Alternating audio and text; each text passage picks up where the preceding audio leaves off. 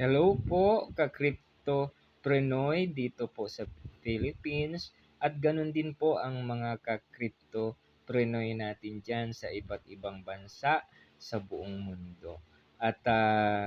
this night po, medyo early po ang ating vlogging and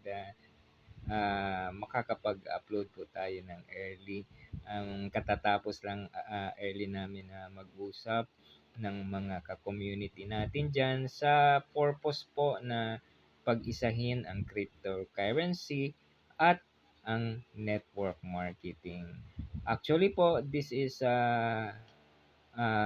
nangyayari na po sa ibang mga bansa po sa iba't ibang bansa sa buong mundo at lately rin po nangyari na rin po ang pag-iisa nito dito sa Pilipinas kaya lang hindi nagtutuloy-tuloy ng